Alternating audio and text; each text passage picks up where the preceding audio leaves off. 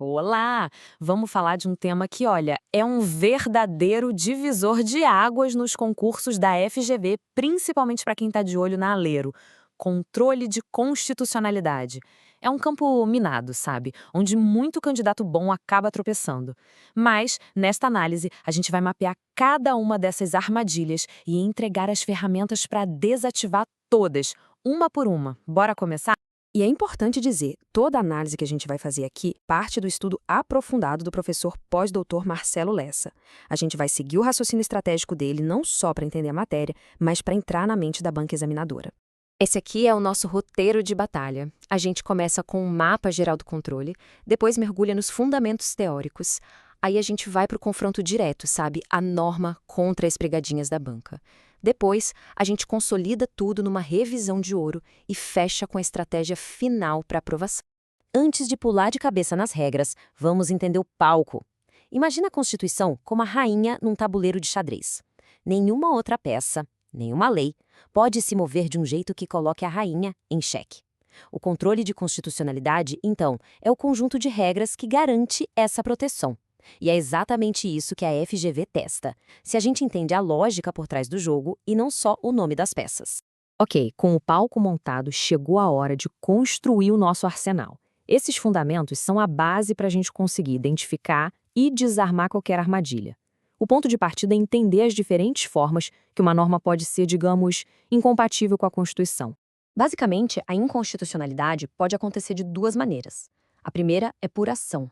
É quando o legislador faz alguma coisa que bate de frente com a Constituição. Pode ser um erro no procedimento, que a gente chama de vício formal, ou um erro no conteúdo da lei, o vício material. E tem também a inconstitucionalidade por omissão. É aqui que o professor Lessa aponta para o que ele chama de síndrome da inefetividade. É quando o legislador devia agir para dar vida a uma norma da Constituição e simplesmente não faz nada. Deixa a Constituição virar só uma folha de papel. E quando é que esse controle acontece? Pensa num controle de qualidade. Existe o controle preventivo, que é tipo inspecionar os ingredientes antes de fazer o bolo. Ele acontece lá no Congresso, para garantir que o projeto de lei não nasça estragado. E tem o controle repressivo, que é como provar o bolo depois de pronto para ver se algo deu errado. E geralmente quem faz essa prova é o Poder Judiciário. Então a regra geral parece simples, né? Preventivo é político, feito lá no legislativo e no executivo. Repressivo é judicial. Só que a FGV não vive de regra geral, ela vive de exceção. Então a pergunta de R$ 1 milhão é: será que o judiciário pode atuar preventivamente? E aqui está a pegadinha clássica. A resposta é sim, mas olha, é uma exceção com 3 fechaduras, tá?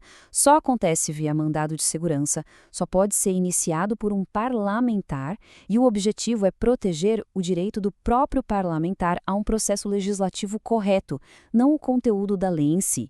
A FGV, gente, ela adora testar se a gente conhece essas 3 chaves. Ok, chegamos no coração do controle judicial. No Brasil, ele tem 2 modelos. O controle difuso é como um médico de posto de saúde. Qualquer juiz pode diagnosticar a inconstitucionalidade num caso específico e a receita vale só para aquele paciente, ou seja, para as partes do processo. Já o controle concentrado é tipo a Anvisa. Só o STF ou o TJ podem analisar a bula da lei em abstrato e, se acharem um problema, eles recolhem o remédio do mercado. A decisão vale para todo mundo. Agora que a base teórica está firme, vamos para o combate. A gente vai analisar as regras específicas e, mais importante, as pegadinhas que a FGV constrói em cima delas. É aqui que o conhecimento vira ponto na prova. A primeira regra de ouro para os tribunais é a cláusula de reserva de plenário. O artigo 97 é bem claro. Uma decisão tão séria como invalidar uma lei não pode ser tomada por um grupinho de juízes, como uma turma. Pensa nisso como uma decisão de diretoria. Tem que ser tomada pelo time completo, sabe? O plenário ou o órgão especial do tribunal. E por maioria qualificada. Certo, a regra parece fácil de decorar, mas a FGV não quer decoreba, ela quer raciocínio. E aí ela monta um cenário. E se uma turma, para não ter aquele trabalho de levar o caso ao plenário, simplesmente decidir um caso esquecendo que a lei existe e aplicando outra no lugar? Isso seria válido? E aí tá a armadilha. Essa manobra é uma fraude à Constituição. O STF percebeu essa prática e editou a súmula vinculante 10 que diz exatamente isso. Afastar a aplicação de uma lei mesmo sem declarar de forma expressa a inconstitucionalidade é, na prática, declará-la inconstitucional. E por isso exige o respeito à reserva de plenário. Anota aí, afastar é declarar. Ok, e no controle concentrado, quem é que pode bater na porta do STF? Para facilitar, o professor Lessa divide a lista em 2 grupos. Primeiro, os porteiros do sistema, os legitimados universais. Eles têm a chave mestra e podem questionar qualquer lei, porque defendem a Constituição como um todo. Depois, temos os moradores, os legitimados especiais. Eles só podem reclamar de problemas que afetam diretamente o apartamento deles, ou seja, precisam provar a tal da pertinência temática. E quais são as ferramentas disponíveis? Pensa numa caixa de ferramentas constitucional. A ADI é um martelo, a ferramenta mais comum usada para derrubar uma lei inconstitucional. A ADC é o escudo, usado para proteger uma lei federal que está sendo muito questionada, trazendo segurança jurídica. A ADO é a peça que faltava para forçar a criação de uma norma obrigatória. E a ADPF? A ADPF é o canivete suíço, aquela ferramenta multifuncional usada quando nenhuma das outras serve. E por falar em ferramenta certa para o trabalho certo, aqui vai a pergunta que a FGV simplesmente ama repetir. Se uma prefeitura cria uma lei que viola a Constituição Federal, ou se a gente encontra uma lei de 1980, bem antes da Constituição atual, que é incompatível com ela, a ferramenta correta seria a ADI, o martelo? Não. E essa é talvez uma das armadilhas mais importantes de todas. A ADI no STF não serve para lei municipal, porque isso quebraria a estrutura da federação. A competência primária para isso seria do TJ local. E também não serve para lei anterior a 1988, porque aí a gente não fala em inconstitucionalidade, mas em não recepção.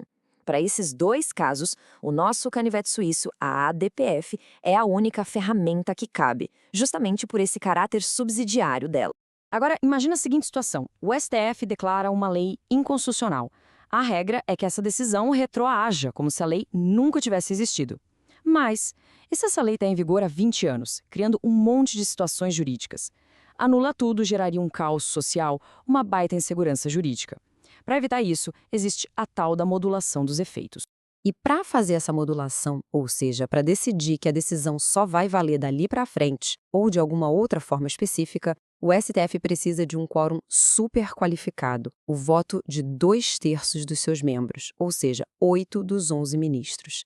A FGV adora cobrar números e quórums. Esse aqui é um que precisa estar na ponta da língua no dia da prova. Muito bem, a gente já viu os fundamentos e as armadilhas. Agora é hora de consolidar tudo. Esta sessão é a nossa revisão de ouro, baseada no fichamento estratégico do professor Lessa. São aqueles pontos que precisam ficar absolutamente claros.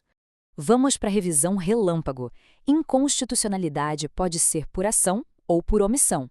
Momentos do controle, preventivo, que é político, e repressivo, que é judicial.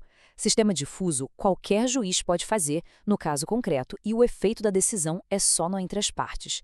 E nos tribunais, a cláusula de reserva de plenário do artigo 97 é sagrada. Continuando, sistema concentrado é tarefa do STF ou do TJ, analisando a lei em tese, em abstrato. Os efeitos são poderosíssimos para todo mundo, erga omnes, é vinculante e a regra é que sejam retroativos ex tunc. É fundamental diferenciar os legitimados universais dos especiais. E, por fim, o número mágico da modulação de efeitos, 2/3 ou 8 ministros. Chegamos na reta final.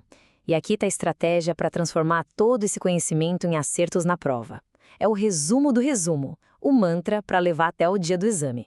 Olha, se for para lembrar disso, há 3 respostas automáticas para as pegadinhas da FGV, que sejam estas. Viu na questão Lei Municipal contra a Constituição Federal, a resposta é ADPF. Viu lei anterior a 1988, a resposta é ADPF. A questão falou em modular os efeitos da decisão do STF, o quórum é 2/3. Esse é o mantra da aprovação.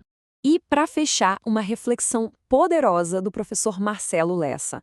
Entender o controle de constitucionalidade é entender a alma do Estado de Direito. É a ferramenta que protege a nossa norma mais importante.